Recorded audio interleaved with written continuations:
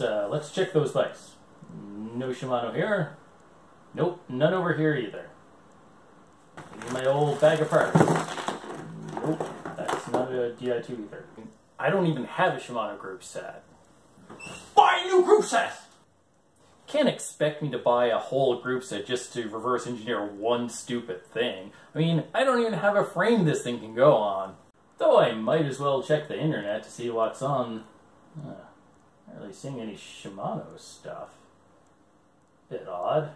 Shimano isn't even selling group sets online in Canada anymore. Check Merlin's!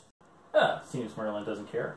Fine, I'll do it. Alright, you'll just add this to basket and it'll show up in about 4 seconds. Couple of shifters, couple of derailleurs, big bag of cables. Oh yeah, and the D-fly module that I already disassembled for some reason.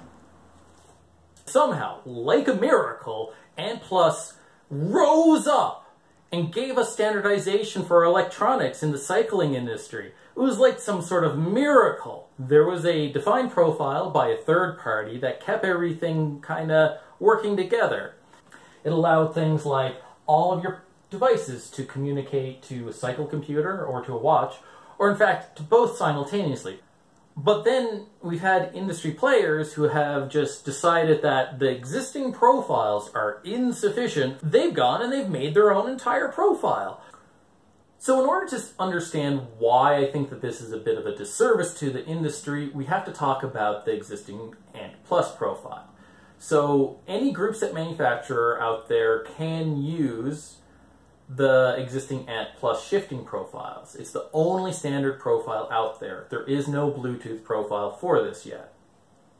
So under ANT Plus, you have a shifting profile, and it describes how to send data that tells how many gears you have, what gear you're currently in, and it uses all the common pages that most of these developers know of to send manufacturing data and to send the battery status. Normally, a device will transmit to the receiver, but for implementing a remote control, everything works backwards. The cycle computer or other controllable device actually transmits data out.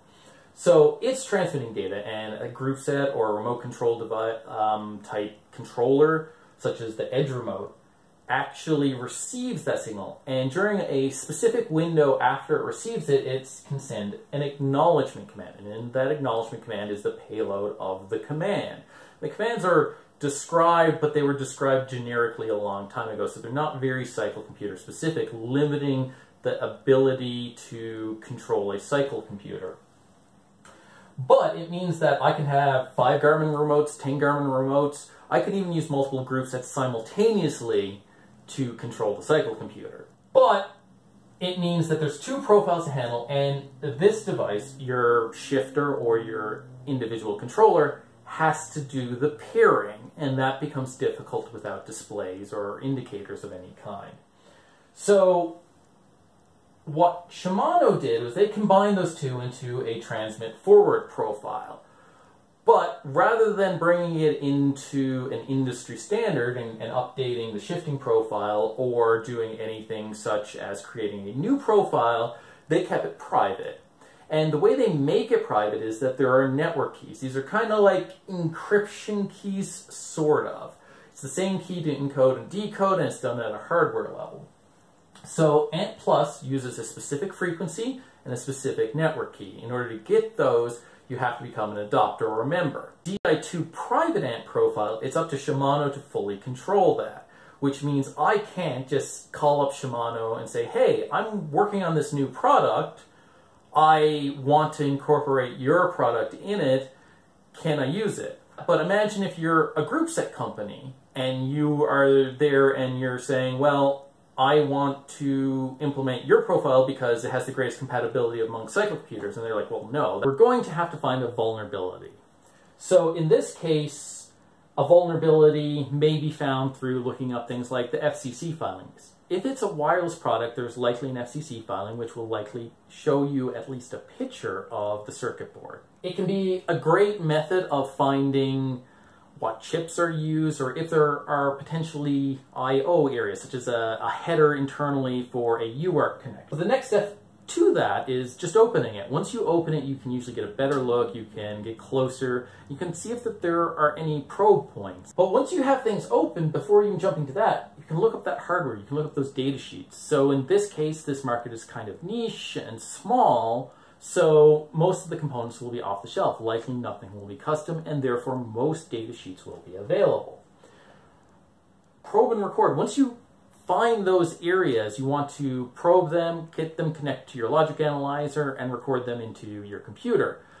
You want to do this in isolated instances. You want to do this during things that you want to investigate. We know that the network key must be set before the channel is open. Therefore, it is set as soon as the device is powered on. So in our case, we want to start recording before the group set is actually powered up. And test and replicate. There are a lot of cool tools so that I can replicate this fairly easily. In some industries, there won't be those tools, especially not free like in this industry. But once you do that, you can use that to replicate. I can then test them with those cycle computers on a development board, something that is replicating the original signal. In the case of the DI2 system, it uses a fairly interesting data over power line communication system. So there's only 2 wires that connect every single piece, but it superimposes data on those power lines. So that means that all of the electronics likely share a common set of circuits. And in the case of releasing the D-Fly adapter, the wireless transceiver that uses their private protocol, there's only a few chips from that era it could have been using. The D-Fly module is likely made up of some sort of circuit board that is a microcontroller that they are using in the rest of their components. And that microcontroller is likely talking to a pure wireless transceiver, so it's also doing all the figuring out and how to set up the network and encode the data. The transceiver is being a relatively dumb part. The communication between their microcontroller and this wireless transceiver is likely one of the more common protocols that we are finding in the hobbyist electronic community, such as UART, SPI, I2C. I know from that time there were likely only 1 chip available, or maybe 2, but they all used either UART or a variation of SPI to communicate. So with any luck, what we'll be able to do is open a D-Fly module and inside hopefully find somewhere we can probe to get that UART or SPI communications. Because the module is wireless, it also means that there is an FCC filing. And the FCC filing has pictures of the internals. So before we get started, we are actually able to see what we're dealing with and confirm our theory that there is probably a Nordic NRF 24 series chip here, and maybe there is a way to communicate with it. Okay, so we're going to start by looking up the actual original Shimano DI2 D-Fly module in question, the EWW001.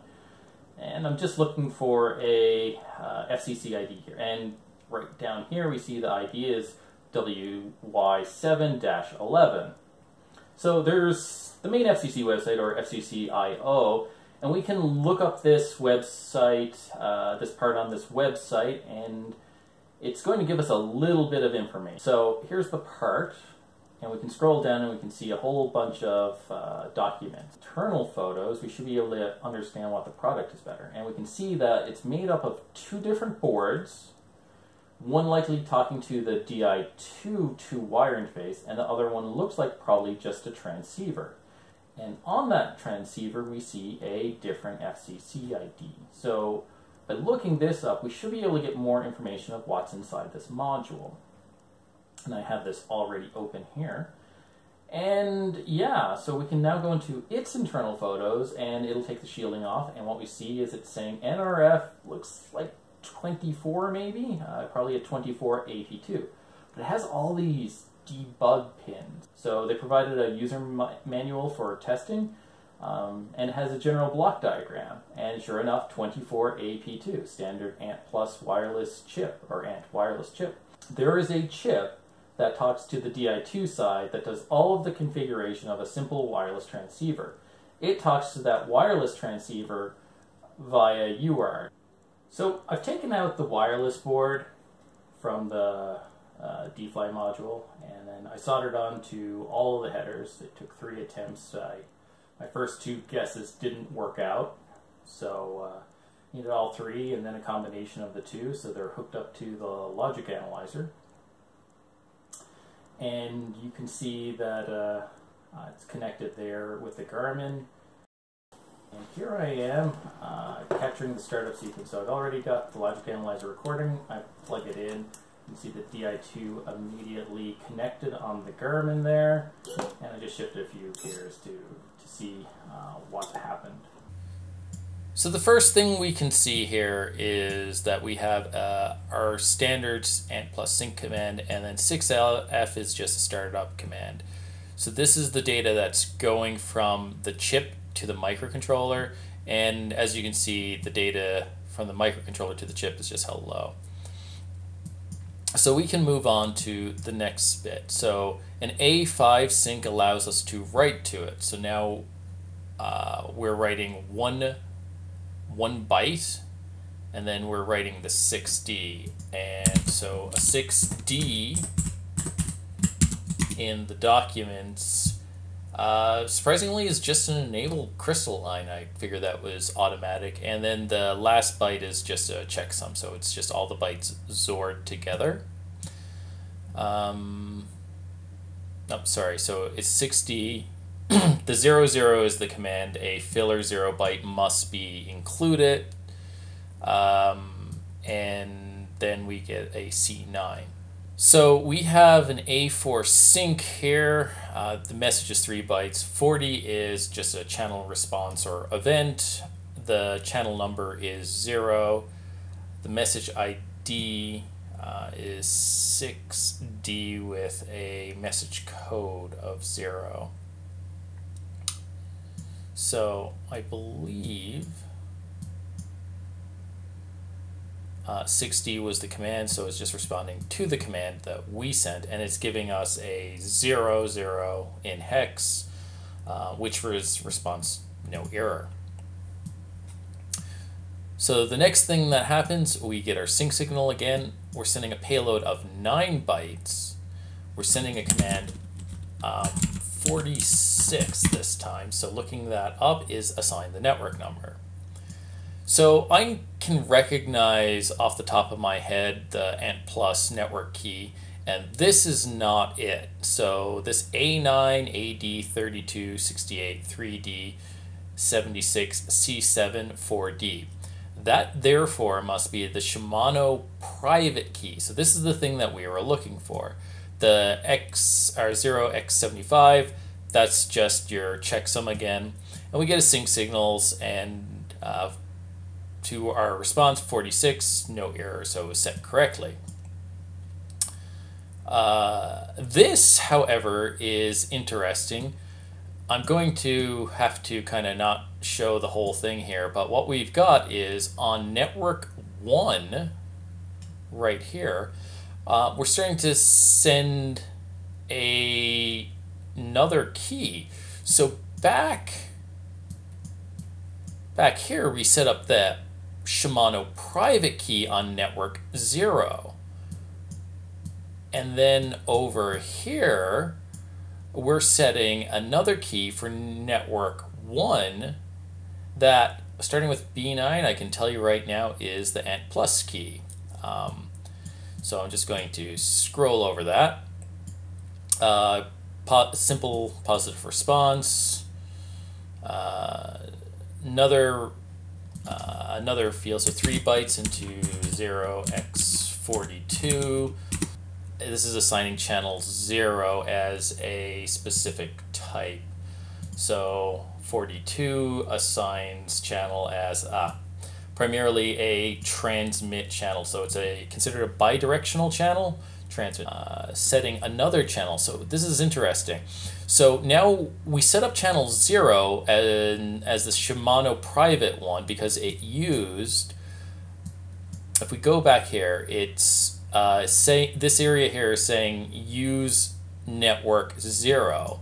But when we're setting up the second one, it's saying use network 1. So what's really interesting here, this device is actually setting up an ANT Plus channel. So it sets up its private Shimano one, but it's also setting up an ANT Plus one. All right, so now that we've done that, let's open up Antware 2, and let's connect to a thing. You can see the network key is there. Now sometimes this doesn't seem to like to take perfectly, but all those things that we backed out. 0 is a wildcard search, so it should search for anything. Device type is 1, transmission type is 5. This is 8. Remember we backed that out. 8, 1, 8, 2. There we go. So connect it right away. After I hit set network key and set channel period and radio frequency several times, I've noticed that is a common theme to this software. You see we're getting the same data. It's 00, F7, 01, 8, and 5A. So what I haven't been able to decode is what that F7, the 5A, the 00, and the last Fs, I think they're relatively meaningless. But I'm going to just shift to gear now. I'm going to change the front derailleur to, I think it's on the small ring, it'll go to the big ring. And sure enough, 02, 01, 02. Now on the rear derailleur, I'm hoping I'm not going to break anything. 7, 8, 7, 8. So that's pretty much decoded that, but every so often we should get page 11, and we probably missed it. It's probably only sent on startup requesting and with an ACK, so if it'll keep sending it until it gets an ACK. So the cycle computer that is connected to right now probably already gave that ACK. However, I'm going to press one of the buttons on the top, and when I do, you'll quickly see page 4. So I'm going to press the left button, and then you see the something failed. Seems to fail at exactly that same time, and there we go. You can see there it's flying up the screen now. So as I do that, I got, I think, FB, so the next one should be FC. Oh, no, sorry, I'm looking at the wrong thing. I got F3, a log directory, and it's just open in Notepad here. Kind of lazy here, and we'll just find this, but we'll look for an F.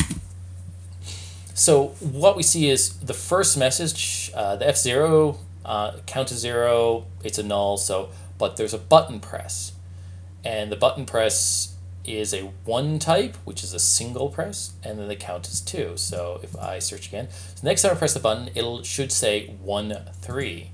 Sure enough, 1, 3. The next time I press the button, it'll go 1, 4. So these are just transmissions in a row. Because it's not getting an ACK, an acknowledgement, it looks like it's doing it multiple times. Looks like at least 3 in a row. Strange though, cycle computer is on, so it should be getting an ACK, but it may not be, and what I've seen is the Garmin is constantly sending back ACK, so I'm not really sure. So now we're at 1.4, 1.5, 1.6, and that's the end of our log file here. So that concludes the reverse engineering portion. There's more detail in a GitHub that has all of the Logic Raw recordings so that people can analyze them separately, as well as some of my notes on how to decode the pages so far. I'll be adding to that over the next coming weeks, and hopefully I'll get to a point where I can then port this all into some reference code for the Nordic 52 dev board so that people can use and simulate the DI2 control system. With that, thanks for watching. Feel free to like, subscribe, or leave a comment or a question. Thank you.